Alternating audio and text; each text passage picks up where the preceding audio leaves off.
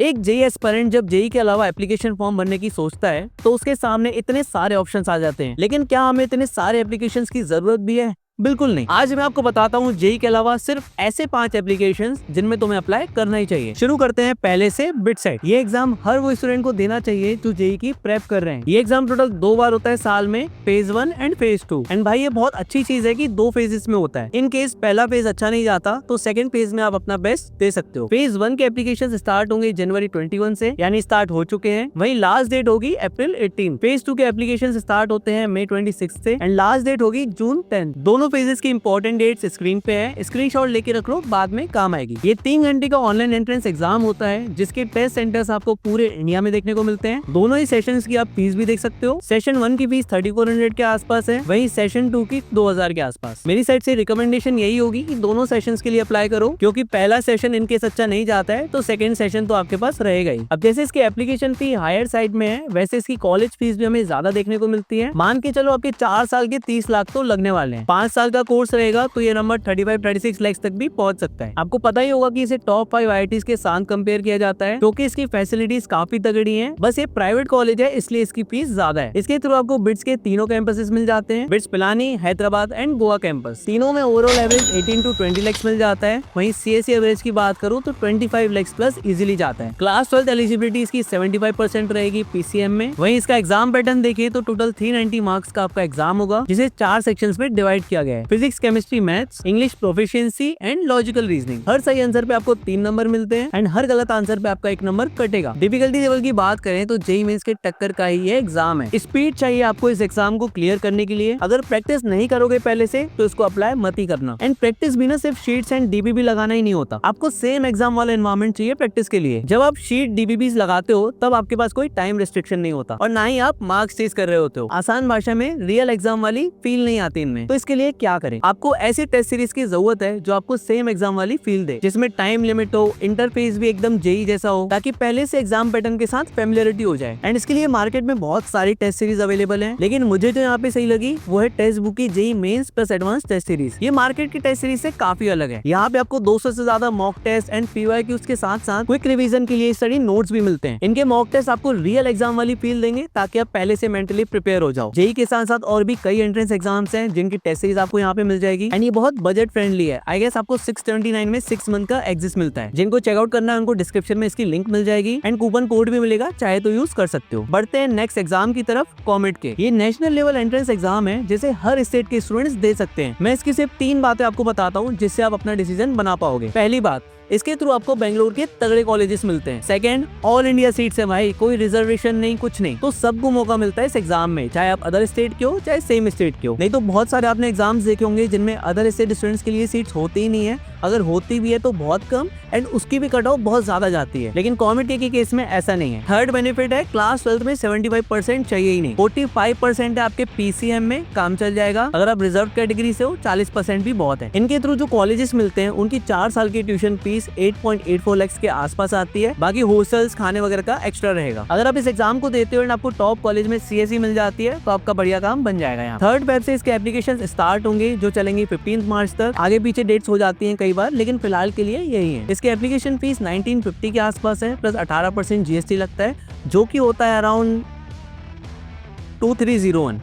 इतनी अच्छी मैथ्स मेरी है नहीं, ये स्क्रीन पे लिख रखा है। अब ये था कॉमेट के। 2 और ऐसे एंट्रेंसेस हैं जो कि काफी पॉपुलर हैं, लेकिन सबके लिए एग्जाम है ही नहीं। एक एक करके कवर करते हैं। पहले देख लेते हैं एमएसटी सीईटी को। नो डाउट इस एग्जाम से आपको तगड़े कॉलेजेस मिलते हैं। VJTI, Walchand Sangli, COEP Pune, VIT Pune, PICT Pune, SPIT Mumbai etcetera. अगर आप महाराष्ट्र के हो आपको ये एग्जाम देना ही है, लेकिन अगर आप अदर स्टेट स्टूडेंट हो आपको वीजेटीआई, वालचंद सांगली जैसे कॉलेजेस मिलेंगे ही नहीं, क्योंकि ये गवर्नमेंट कॉलेजेस हैं एंड इनमें सिर्फ महाराष्ट्र स्टूडेंट ही एडमिशन ले सकते हैं। अब जो बाकी बच्चे कॉलेजेस हैं इनमें आपका एडमिशन हो जाएगा, लेकिन उसके लिए भाई एमएसटी सीईटी एग्जाम देने की जरूरत ही नहीं है, वो तो जेईई मेंस के बेसिस पे भी एडमिशन मिल जाएगा। तो जो भी other state student MST CET exam देने की सोच रहे हैं मत दो, खाली जेईई दो और जेईई के बेसिस से आप एमएसटी सीईटी काउंसलिंग में अप्लाई करो। आपको सारे कॉलेजेस मिल जाएंगे जिनमें ऑल इंडिया सीट्स होती हैं। इंपॉर्टेंट डेट्स आप इसकी स्क्रीन पे देख सकते हो। चलते हैं नेक्स्ट एग्जाम पे, डब्ल्यूबी जेईई। मैं सिर्फ इतना बोलूंगा इसको भाई क्यों ही दे रहे हो तुम? अगर अदर स्टेट स्टूडेंट हो तो क्यों ही दे रहे हो? क्योंकि अदर स्टेट स्टूडेंट्स के लिए इतनी कम सीट्स हैं इसमें एंड कट ऑफ इतनी ज्यादा।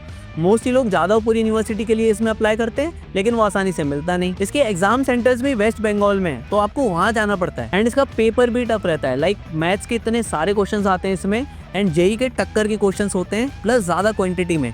तो ये भी एक इसका फैक्टर है जो आपको भरने से पहले सोचना चाहिए। तो अदर स्टेट स्टूडेंट्स के लिए उतना खास एग्जाम है नहीं है। अगर बहुत तगड़ी प्रिपरेशन हो रखी है तुम्हारी तो अप्लाई कर देना, नहीं तो रहने दो फिर। अब इन 3 एंट्रेंसेस में से डिसाइड करना हो तो कॉमेट के क्लियरली विंस। अब यहाँ पे थर्ड एंट्रेंस आता है यूजीडब्ल्यू। इसके थ्रू आपको IIIT हैदराबाद में ड्यूअल डिग्री प्रोग्राम्स मिलते हैं जिसका ड्यूरेशन 5 इयर्स होता है। अब वैसे तो IIIT हैदराबाद में एडमिशन लेने के 7 वेज है, बट यूजी एंड जेई इसके सबसे पॉपुलर वेज है। अगर आप जेई के साथ साथ यूजीडब्ल्यू भी देते हो तो आपके पास 2 ऑप्शन हो गए इसमें एडमिशन लेने के। अब यूजी में भी ना टोटल 2 एग्जाम्स होते हैं, सुपर एंड रीप। सुपर आपका 60 मिनट्स का होता है, वहीं रीप होता है 120 मिनट्स का। टोटल मार्क्स की बात करें तो कभी 140 मार्क्स का होता है एग्जाम तो कभी 150। वहीं क्वालिफाई करने की अगर मैं बात करूं तो दोनों ही एग्जाम में आपके टोटल 80-90 मार्क्स के आसपास होने चाहिए। अलग अलग कट ऑफ भी अगर आप देखना चाहते हो तो स्क्रीन पे देख सकते हो। अब इसका एडमिशन प्रोसेस थोड़ा ध्यान से समझना। जहां तक मैंने रिसर्च किया है अराउंड 30-40,000 के आसपास स्टूडेंट्स इसमें अप्लाई करते हैं। उसमें से 600-700 स्टूडेंट्स को शॉर्टलिस्ट किया जाता है इंटरव्यू के लिए। देन उसमें से 120 स्टूडेंट्स को सीट मिल जाती है इन कोर्सेज में। तो इंटरव्यू वाला पार्ट आपका बहुत जरूरी होगा। इसमें थोड़ा सा पहले रिसर्च करके जाना कि इंटरव्यू में किस किस टाइप के क्वेश्चंस पूछते हैं। तुम्हारे सीनियर्स ने ऑनलाइन काफी जगह डाल रखा है। इसके एप्लीकेशन की एग्जैक्ट फिलहाल डेट नहीं आई है। एक्सपेक्टेड है कि फेब में एप्लीकेशन स्टार्ट होंगे जो कि मार्च तक चलेंगे एंड मई में शायद आपका एग्जाम हो सकता है। सब्सक्राइब करके रखो चैनल को, क्योंकि शॉर्ट्स के थ्रू मैं आपको ये अपडेट्स देता रहता हूँ। इसमें 25% नेगेटिव मार्किंग होती है। लाइक 2 नंबर का अगर सवाल है तो 0.5 मार्क्स यानी आधा नंबर आपका कट रहा होगा। लास्ट ईयर एप्लीकेशन थी 2400 रुपीज, वहीं फीमेल कैंडिडेट्स के लिए थी 1250 रुपीज। अब जो नेक्स्ट एप्लीकेशन आता है हमारी लिस्ट में वो है VIT-EE। इस एग्जाम के थ्रू आप VIT के काफी सारे कैंपसेस में एडमिशन ले सकते हैं। इन सभी कैंपसेस में से सिर्फ VIT Vellore and VIT Chennai he recommended रहता है। बाकी कैंपसेस कुछ खास नहीं है। भोपाल ही ले लो भाई, आउटस्कर्ट्स में बना है एंड कॉलेज का इंफ्रास्ट्रक्चर उतना डेवलप्ड नहीं है। स्टूडेंट्स ने बताया ऐसा लगता है कि कंस्ट्रक्शन साइट पे रह रहे हैं, पूरे टाइम यही चलता रहता है। तो जब VIT की बात हो तो आपका टारगेट मेन कैंपस ही होना चाहिए। अब यहाँ पर VIT की फीस को ना 5 कैटेगरीज में डिवाइड किया गया है। मैं आपको सिर्फ कैटेगरी 1 के लिए ही रिकमेंड करूंगा, क्योंकि इसमें ROI ठीक मिलता है। बाकी कैटेगरी 3, 4, 5 में उतना अच्छा ROI नहीं मिलता। इसमें आप एडमिशन तभी लें जब आप अच्छे से अफोर्ड कर सकते हैं एंड आपके पास बाकी ऑप्शंस नहीं है। अब जो लोग कैटेगरी 4, 5 अफोर्ड कर सकते हैं तो आप डेफिनेटली मनीपाल भी अफोर्ड कर सकते हो, तो आप MAT भी देन भर सकते हो। याद रहे इनमें सिर्फ CSE के लिए बात हो रही है। अगर आप दूसरी कोई ब्रांच लेते हो तो उनमें ROI बहुत कम मिलता है। इंटरनेट पे VIT का बहुत मजाक भी उड़ता है, बताता हूँ क्यों। फीस बहुत ज्यादा है, ऊपर से कैटेगरी सिस्टम लगा रखा है जिसकी जरूरत नहीं है। प्राइवेट कॉलेज है, NRF बहुत तगड़ी है, कुछ कुछ केस में तो IIT से भी बेटर है and average and median package उतना खास नहीं है क्योंकि इनटेक बहुत ज्यादा है, तो इसलिए काफी मजाक बनता है इसका। रेस्ट्रिक्शंस वगैरह भी थोड़े है VIT में, बट ये हर वो कॉलेज में आपको देखने को मिलेंगे जिनमें इनटेक बहुत ज्यादा है। रेस्ट्रिक्शंस नहीं लगाएंगे कॉलेज तो कॉलेज ही नहीं रहेगा। तो ये चीजें ध्यान में रखना। बाकी जिनको जेई पे उतना कॉन्फिडेंस नहीं आ रहा है उनके लिए एक बैकअप ऑप्शन हो सकता है। VIT की रजिस्ट्रेशन डेट आप स्क्रीन पे देख सकते हो। अब बढ़ते हैं नेक्स्ट 2 एंट्रेंसेस की तरफ, IIT एंड नेट। IIT से आपको 7 आईसर इंस्टीट्यूट मिलते हैं, IIT Madras and ISC Bangalore मिलता है। वहीं नेट से आपको NISER Bhubaneswar and CBS Mumbai मिलता है। ये दोनों एंट्रेंस उनके लिए बहुत सही है जो रिसर्च में इंटरेस्ट रखते हैं, लेकिन सब भर दे रहे हैं। क्यों?